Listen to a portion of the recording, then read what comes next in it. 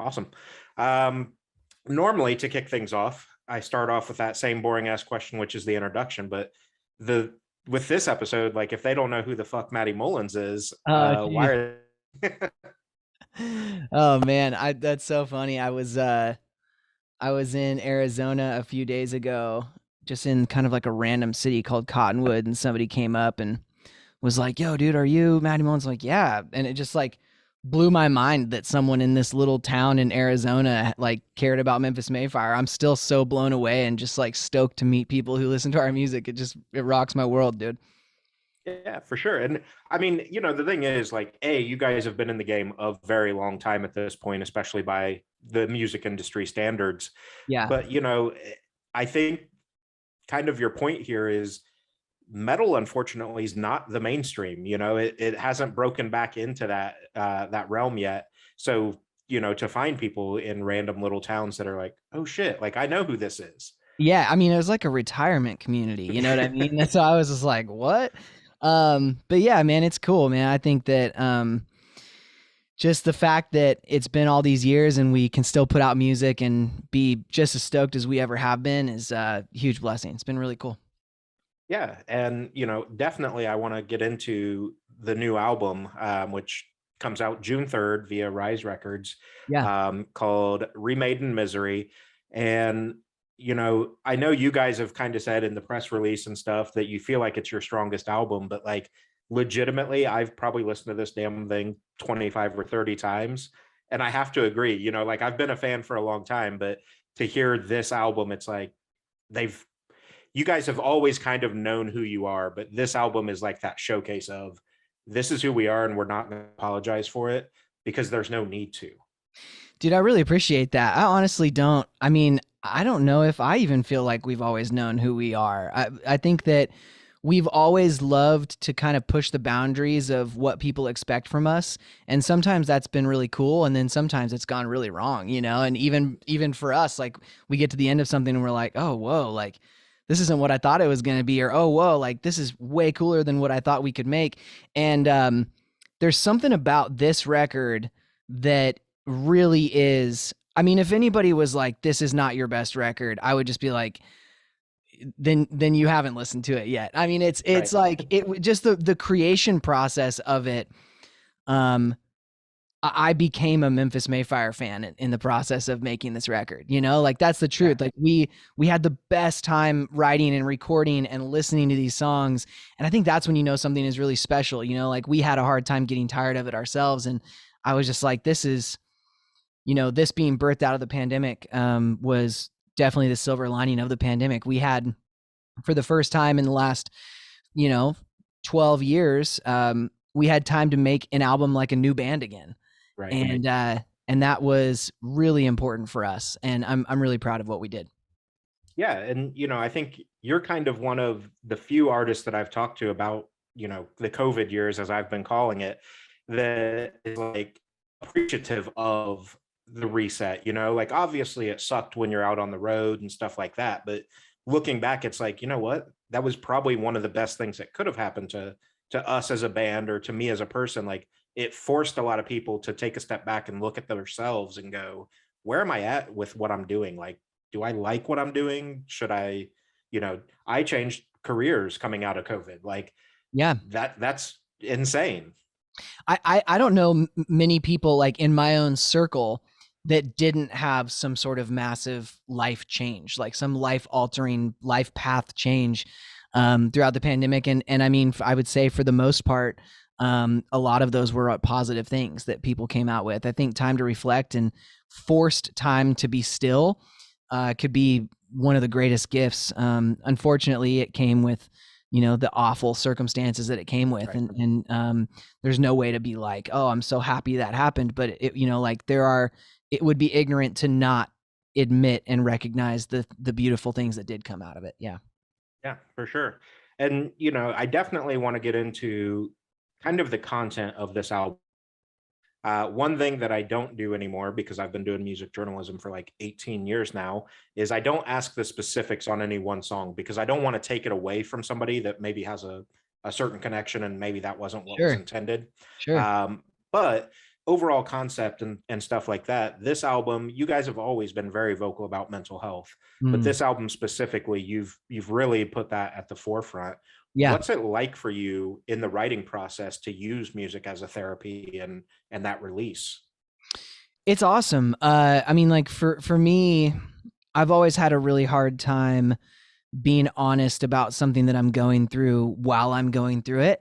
It's so hard to be like, okay, I'm feeling really anxious or depressed or overwhelmed or crushed by the weight of something. I'm gonna go write a song and think about it even more. Right. Usually for me, like I'm an avoider and I like to just try to make life fun all the time. Yeah. And so when it does come time to write and you sit down and you reflect on the things that you have been through, you realize that so much of the world we're all going through the same things. And it comes in different shapes and sizes and everybody's, specific path looks different, but like we're all doing this together. And I think that the biggest lie that anybody's ever believed is that whatever they're dealing with, they're the only one and they can't tell anybody because they're crazy, or they can't tell anybody because, people are going to judge them or think differently of them. It's a really easy lie to believe. You know what I mean? It's really easy to Yeah. be in your own funk and scrolling through Instagram and being like, oh man, like everybody's got it together except me. And it's just all a lie. It's all a facade, and I think the more that we open up and the more that we're honest, the more that everyone will understand and realize that mental health issues are world issues. It's everybody issues.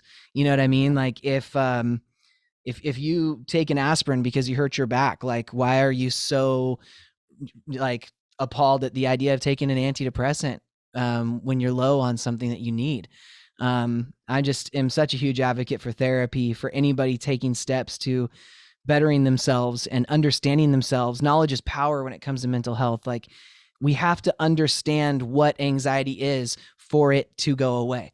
When you know what's happening in your body, that all your, like a panic attack is just a false alarm. It's literally, you have a smoke alarm in your body that is this beautiful thing that tells you when you should be in fight or flight. And sometimes it'll fire at the wrong time. And it's a really scary feeling. But at the end of the day, it was just a false alarm and it's not something that you have to be scared of. And until you know that, it's the most terrifying thing in the entire world. And there's this dude on Instagram, Michael Norman official. He's got a program called Panic Free, and it's just so like jam packed with phenomenal information and resources and assets and tools. And I would recommend that to everybody. Sorry, dude. If you don't stop me, I'm probably just going to keep talking. No, you're totally fine, because mental health is a huge passion of mine as well. So I've got this podcast which I talk about mental health on, but I have a second podcast called Musicians for Mental Health, and Awesome. it's strictly these types of conversations. And I think you're dead on, where the more that we're vocal about it, the more people realize they're not alone in their battles, the more likely we are to move past these things. And something I actually took away from an artist during one of those conversations is trying to change the words that we use, right? So mental illness, oh, it's a sickness, it's a disease, which is true, but there's so much that's caused by trauma, which would be an injury. So she Yes. refers to it as a mental injury, Yeah. because you're more likely to help somebody that has a broken arm than you are to help somebody that has cancer. Like you can't Gosh, see an that's illness. really powerful. That's really good. I mean, just reframing that is so amazing.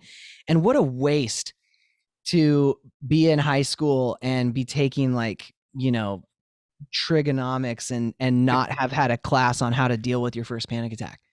Yeah. What a waste of our youth, to not learn how to pay a mortgage, but all of a sudden you know how to like, design a triangle that will never exist in real life. It's like it's just insane, dude. And like we have to normalize these things. We have to talk about them. There's a really good chance that if, God forbid, something happens in your life, at some point you're going to deal with something really hard. And if you don't have immediate family or friends that you can talk to openly about that, like it just gets worse. See a therapist, talk to somebody, like be proactive, just as proactive about your mental health as you are about your physical health. Like you scroll Instagram and see like a bunch of people in the gym like doing like personal like records for Deadlifts and stuff, which is awesome. But like nobody is like posting on Instagram being like, I'm in therapy. Like we just figured out that like this thing in my childhood was really, really hard on me and I never realized it. And like, it's a new personal record. It's like, no one's doing that. And we should be, you know, because that's what life actually looks like. So.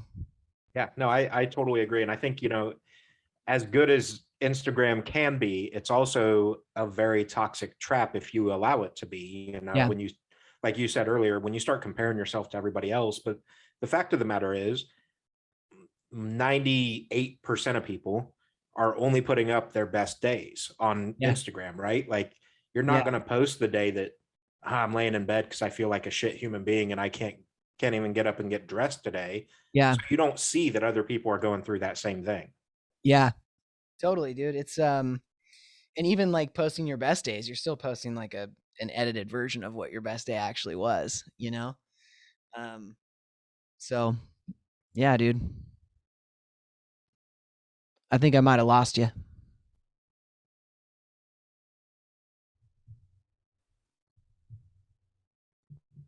Sorry. There we go. I lost I'm it. back. No, you're totally fine.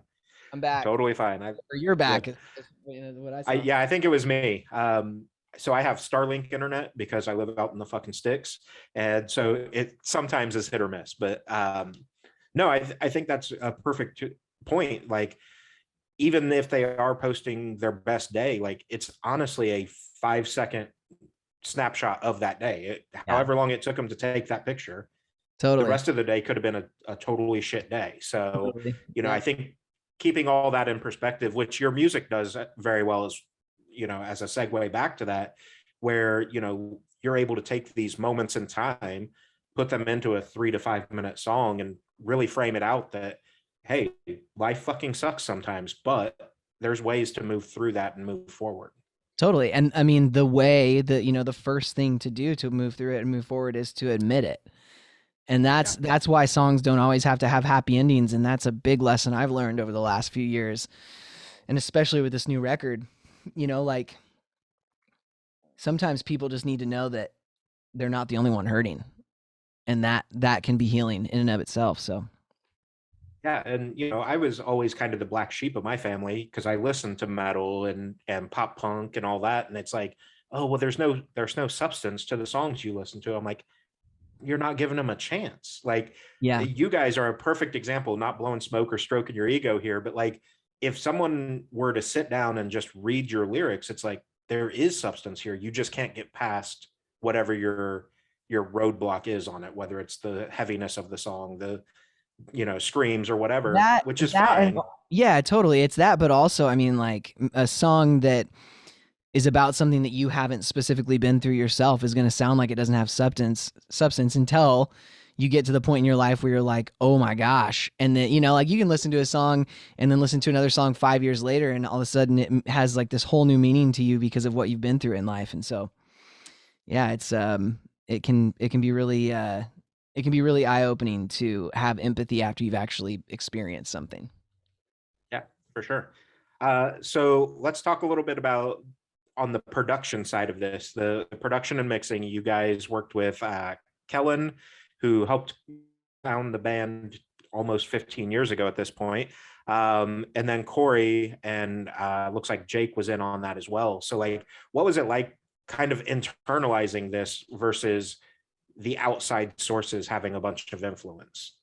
Yeah, I mean, dude, I think that had it not been for the pandemic, we probably would have done the record differently, which would have been a shame because we realized as we were making this record, Kellen making everything in his studio, like instrumentally, and I'm tracking everything in my studio at home. We realized like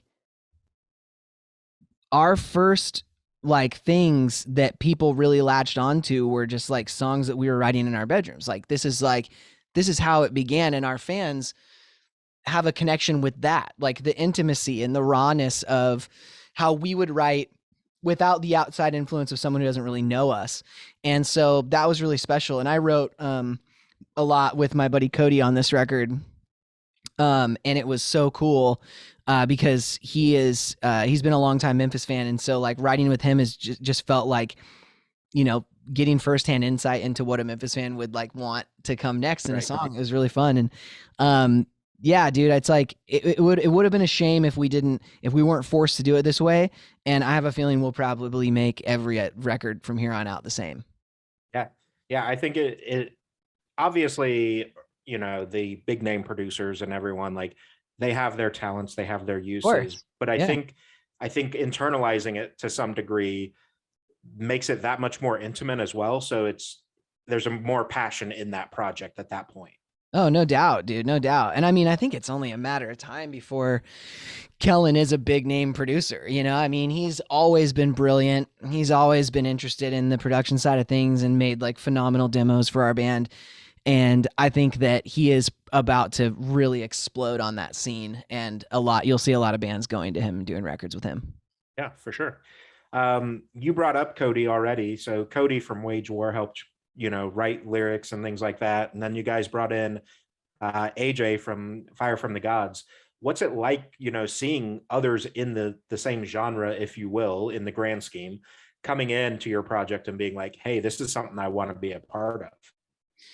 Yeah. I mean, dude, Cody is just one of my best friends in the world, right? So like we live minutes apart. We're hanging out every single day during the pandemic, regardless of the fact that we were gonna work on this record together. And it just started where we were like, let's dive in and try this. And we did, and then we did another one, then we did another one, then we did another one. It was just like so fun to imagine the vocal process differently, because I've always just written everything by myself.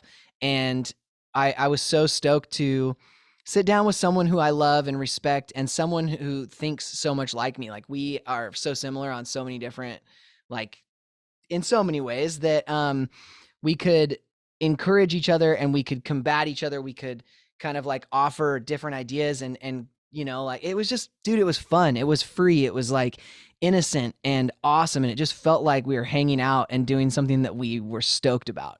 Instead of like, we have to get a song done. It was like, do you want to write music together and have fun?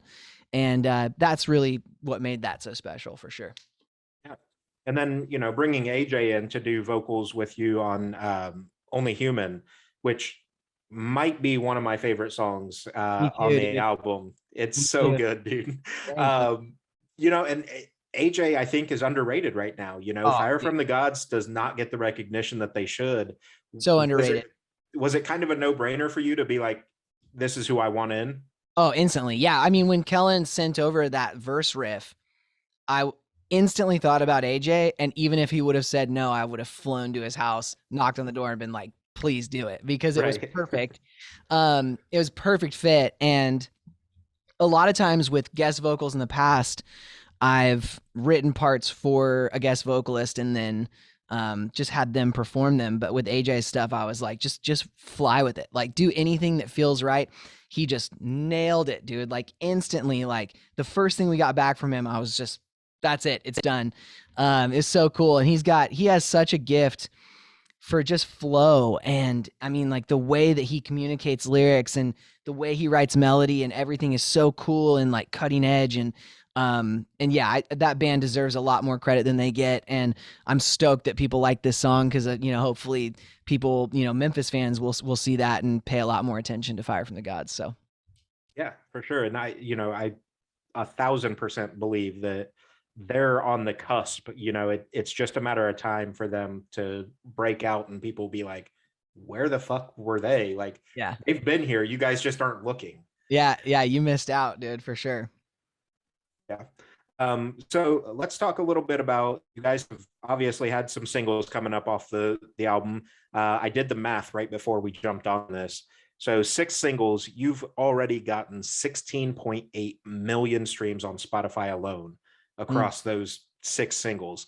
What's it kind of, obviously it's a little bit surreal and whatnot, right? But what's that mean to you? Like, minus obviously the money, because Spotify doesn't pay shit, but like what's it mean to you to know like people are that ready for this album, that there's so many streams already?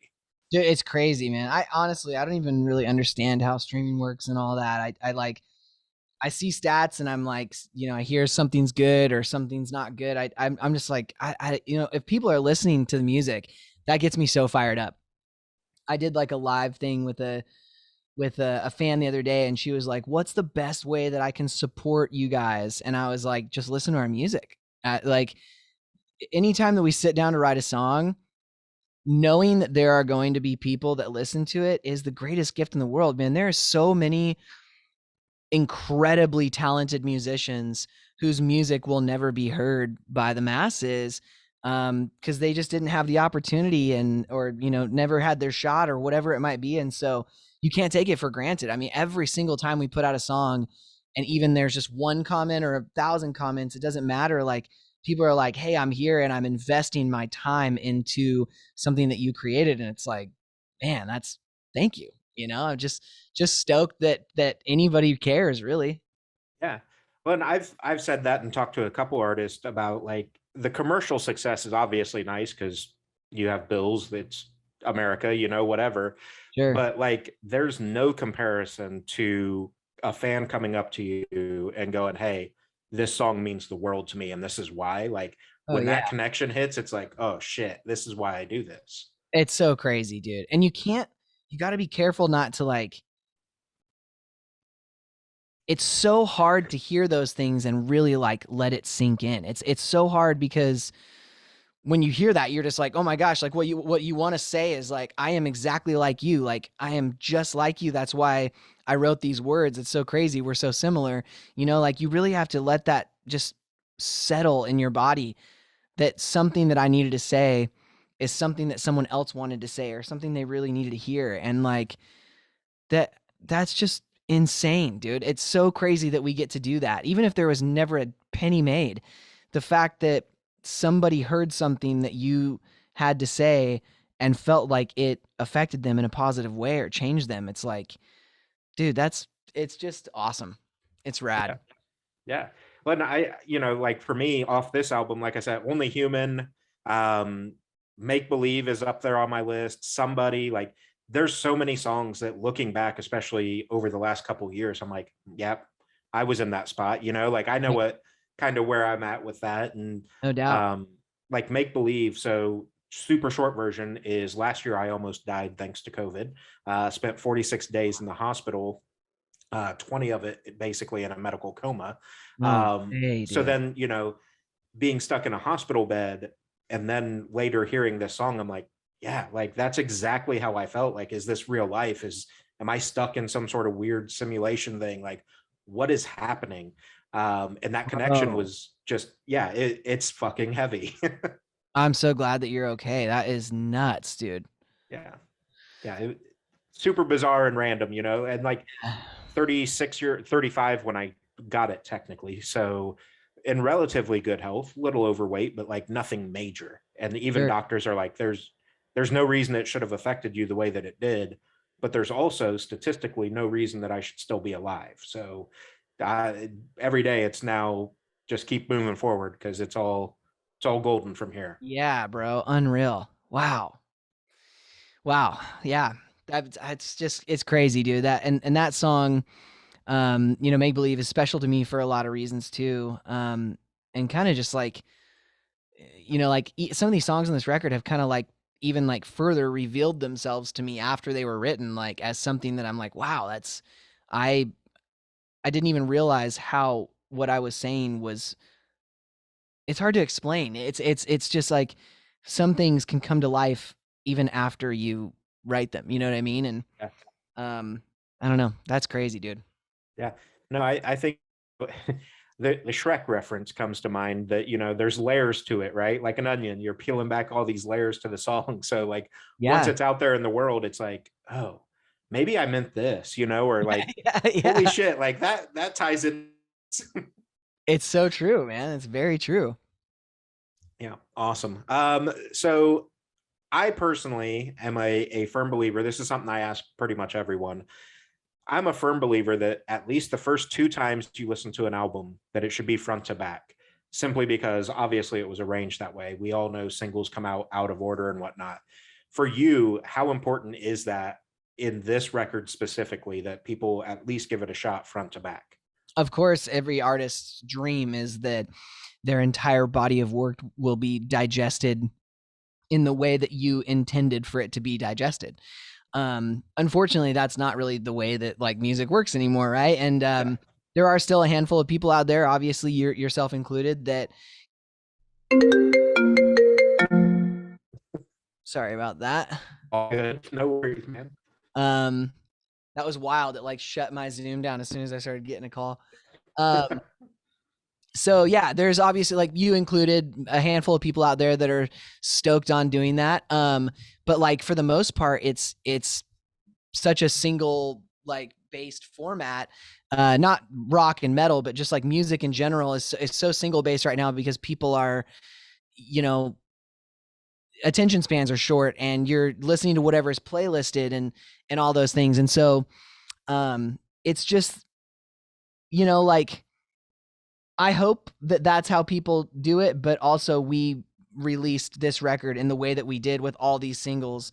And I think actually, I think Only Human was number 8. I think that you can just only see 6 on Spotify at a time because of how their like system is set up.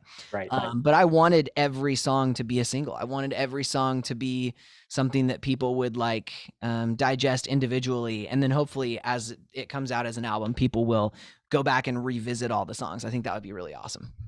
Yeah. I think it's like this album specifically, I think, you know, I've been listening to it a shitload at work while I do my main day marketing job and whatnot.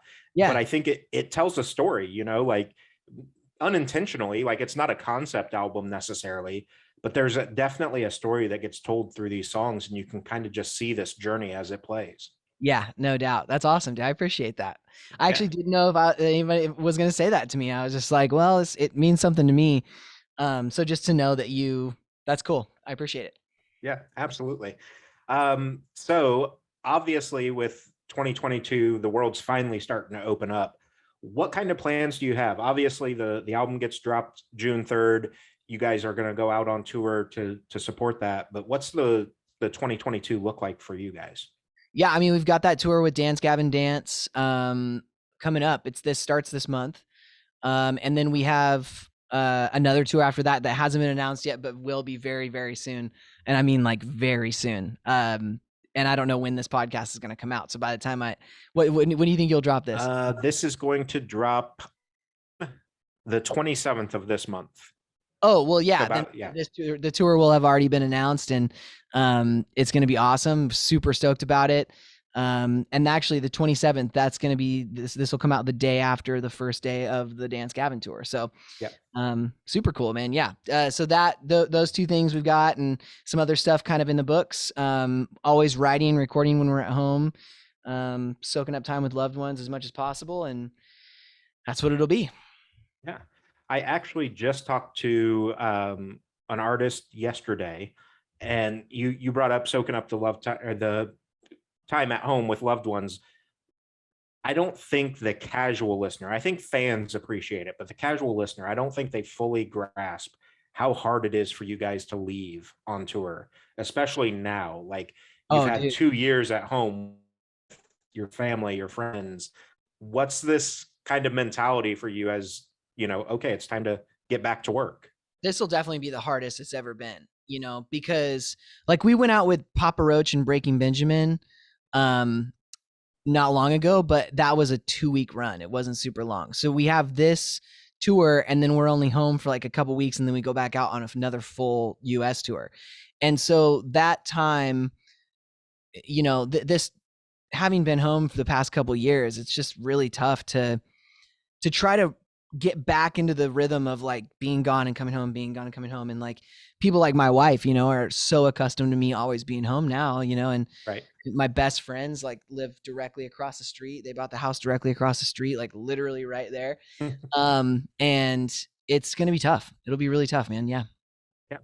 How do you think the COVID years, and you know, now knowing what music can be, how do you think that's going to affect how tours happen in the future? You know, is it for you guys, do you think there's going to be more time off to do albums in between, or is it still going to be, because you guys prior to COVID were on the road as much as a human could possibly be, you know? Yeah. I mean, dude, we're definitely going to dedicate the time that we need to make a record.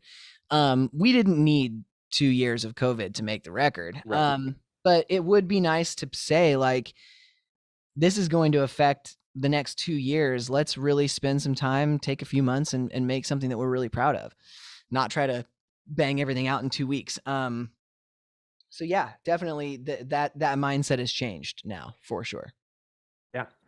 Um, Without giving away the next tour, who are some bands, because you guys have, again, for as not mainstream as metal is, you guys have done some incredible fucking tours. You just mentioned the Papa Roach tour. Like, who are some bands that are on your kind of bucket list that you're looking at, or maybe up and comers that you're like, they're doing something in the industry that I want to be a part of? Yeah, dude. So like dream tours, gosh. I mean, I'd love to go out with Avenged Sevenfold. I'd love to go out with, like, like bands like Blindside. If they wanted to tour in the States, that would be unreal. You know, Shinedown would be a really rad band to tour with. You know, I don't think we've ever done like a full club run with like Falling in Reverse or anything like that. That would be fun. It's a lot, dude. There's a lot of cool opportunities. Like we've never done like a full run with A Day to Remember. I think that would be awesome. You know, all sorts of ideas out there. If this is for real, not coming out until the 27th, I'll just tell you what the lineup is for the next tour after this. It's our headliner. It's the Octane Presents Remade in Misery tour. It's us, From Ashes to New, Rain City Drive, and Wolves at the Gate. And it's a really exciting package, man. I mean, From Ashes to New is crushing. Rain City Drive is a very exciting band. I mean, like the couple singles they've put out since changing their name to that has been just like, whoa, just really rad.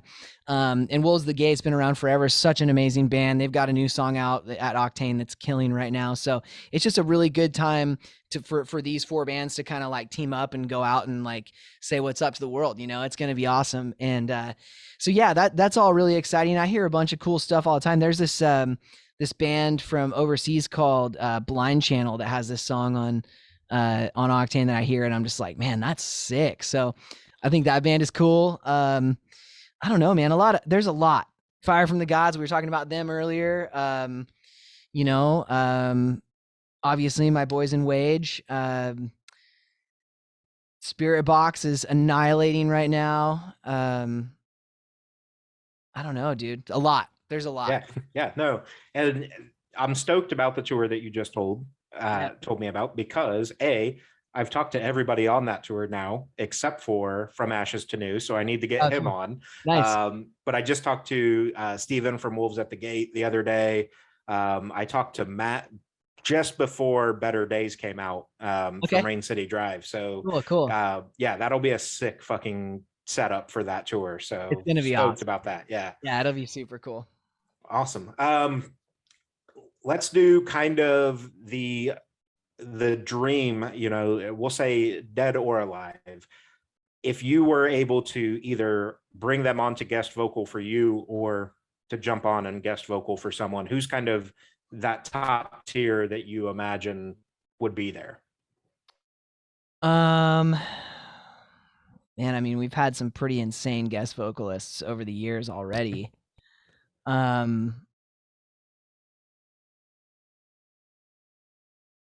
I would love to have Christian from Blindside on a song, which I think we will probably do. Like I will most likely with the next record reach out and hope that becomes a thing. He is one of my all-time favorite singers and screamers mixed together, just an unbelievable frontman. Who would I want to sing on?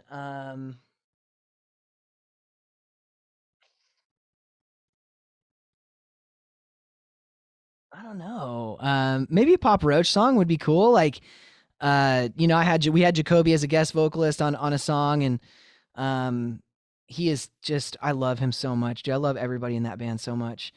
But I mean, that would be a massive honor. Yeah, if I ever had the opportunity to sing on a Papa Roach song, that'd be a massive honor. And I think that they're the best they've ever been in their entire career right now. So I have like the utmost respect for everything they've been putting out. Yeah, no, I would totally agree with that. And you and I are pretty close to the same age. So we're in Fest coming out and being like, oh, they just changed the whole fucking industry. Oh yeah. And now with the new stuff, the new stand up single and all that, it's like shit, they're doing it again. Like Jacoby Dude, just knows what to do, man. so sick, man. He is so dope. They've always got their finger on the pulse, man. It's like it doesn't matter. They'll be in their 60s and just killing everybody. Yeah, I genuinely love that band. yeah, awesome. So one thing I wanted to talk about with you as kind of a closing out segment here.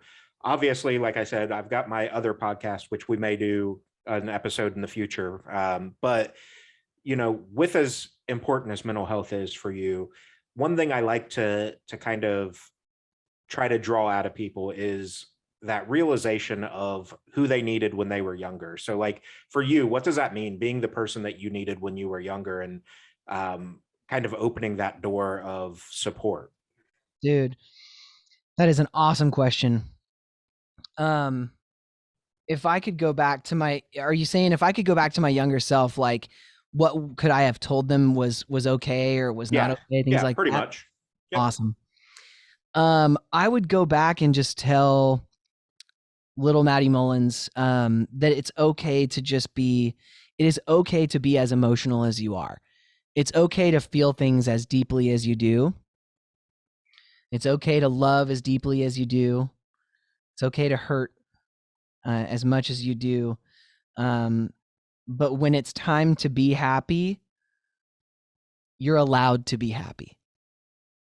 Going through really hard things, big losses, big traumas, can convince you that that's the only thing that deserves any space in your brain. And you can lose out on a lot of really beautiful moments, but your pain going on forever doesn't help the person who was lost. It doesn't help the person who was hurting. You being so empathetic and drowning in your own sorrow or someone else's for an extended period of time is not going to benefit anybody else, and it's not going to benefit you. And I think that grieving is important, extremely important. But I also think that it's okay to say, I'm a big feeler and I'm proud of that, but it's time for me to move forward. Super powerful, and 100% agree, because it sounds like you and I are a lot alike in that I know growing up I was the same way with that negative thing that would happen. That was my focal point, and I Yeah. couldn't accept that, oh, like good things are happening, like I should be happier than what I am, Yeah. because I was so fixated on, but this thing happened. And then Mhm. if you could just almost, if you could just slap yourself and be like, cool, shut up about that thing, like Yeah. fuck off with that and look at this thing. And it's so powerful because like you said, you're allowed to feel those things. And I Mhm. think the society that we live in is finally starting to get there, where you're allowed to have feelings, you're allowed to be emotional, but you're also allowed to be happy. You don't have to Totally. focus on the negative. Totally. And emotions are not always correct. Feelings are not always correct. It's like what happened in the past is done. What happens in the future is out of your control. And what's happening in the moment is there for you to enjoy, to grieve or to enjoy, whatever's right there in front of you. Whenever you're feeling anxious or depressed or sad or nervous or anything, it's like you're probably not living in this exact second. You're dwelling on something that's already happened or something that hasn't happened and might not ever happen. Bring yourself back to the moment, right here, right now, and admit that that's enough. That's enough. No matter how bad it hurt, no matter how bad they hurt, no matter how much you're needed, no matter how much you've already given, no matter what it is that you think you should be capable of, come back to right now, be right here, and do that, because that's really all that you're built for. Yeah. Now I'm going to put you on the spot with this because you triggered this question out of me. What do you do to center yourself back in the moment? A lot. A lot of things. I will for the longest time, I was saying, what are you believing? So like if I was in a moment where like I just kind of started to feel like a rush of anxiety through my body, I would kind of shake my head to physically bring myself back, and I'd say, what were you believing? Instead of like, oh my gosh, like I need to drink, or I need to numb this, or I need to run from it, or I need to like distract myself. It's like, what was it that made you feel that way? And what were you believing? And was it actually happening? Did it happen? Can you not change it? Are you just thinking it's going to happen because you think you know it's going to happen, but you actually don't know what's going to happen? Is this moment right here enough? Can you smell the air around you? Can you taste what's in front of you? Can you touch? Can you see what's actually happening in this exact moment? And can you let that be enough? Yeah. It's incredible, Matty. Like you're so well spoken around this. And I know obviously neither of us are licensed mental health professionals or anything, Mhm. but like I think there's a strength, and this is something I talk about on that other podcast of mine. There's a strength in us sharing our personal experiences and our um, personal tools that we use and things like that, because we never know what's going to help somebody else. Oh my gosh, dude. It's so true. Had I had the resources I have now 10 years ago, I would have had a much different season and experience with anxiety and depression. You know, it's Yeah. conversations like these are super important. Yeah, absolutely. That's everything I've got for you for this episode. Like I said, we'll discuss something in the future for sure. Obviously, I'll link Memphis Mayfire socials and all that. But where can people find you? What's the best way to interact with you guys? And anything you want to tell fans as we kind of wrap up on this? Yeah, I mean, we're on all the social media platforms. The band is called Memphis Mayfire. We'll be out on the road. Come check us out. You can find our tour dates on our website, memphismayfire.com. You can, um, if you want to know what we're up to, you can find it pretty easy. Yeah. Yeah, you guys are not hard to find by any Yeah. means. And like I said, anyone that's listened to this, if they didn't know who the fuck you were, I don't know why they were here, but hopefully there's some new people going, well, I need to at least check them out.